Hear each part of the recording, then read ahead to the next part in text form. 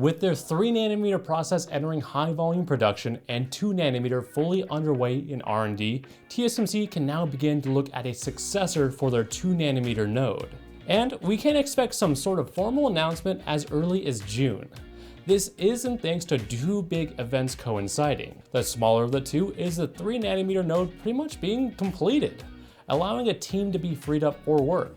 But the bigger literal event is actually the Technology Symposium being hosted by TSMC themselves. Looking back at history, we probably won't see too many details since TSMC tends to be reserved at their news that they announce. But it would be a perfect moment to announce their N3 team, the ones who have been working on the 3nm node, making a transition to start to work on the 1.4nm node. And as you can imagine, there's going to be a plethora of new complications, not only from the physical scale, but from a sourcing issue for various components needed in the production side. Starting with the former, designing a new node from the ground up involves 3 stages: pathfinding, research, and development.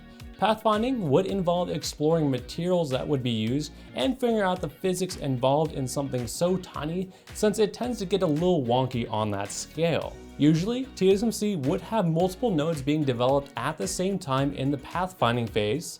Luckily, the N2 or 2nm node just finished this step, which means there can be more resources dedicated to this initial stage, allowing a speedier development. And while the teams will be able to get more done with these extra manpower, this doesn't mean it will progress any faster than usual. Thanks to the physics involved when trying to do anything on this scale, it may take up the extra time afforded to TSMC. The next big hurdle to overcome would fall in the development phase.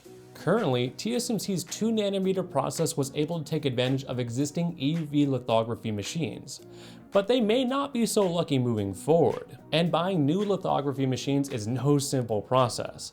ASML, the maker of the Wonder machines used by TSMC, only make about 30 of those machines a year. On top of that, one of these lithography machines costs up to $150 million.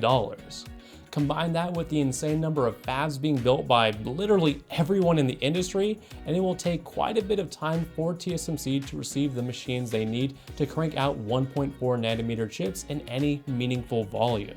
But after all the trials and tribulations are dealt with, when can we expect 1.4nm chips to hit the shelves? Well, if we follow TSMC's history on node releases, 3nm should be hitting shelves next year, and 2nm is targeted for late 2025 or early 2026.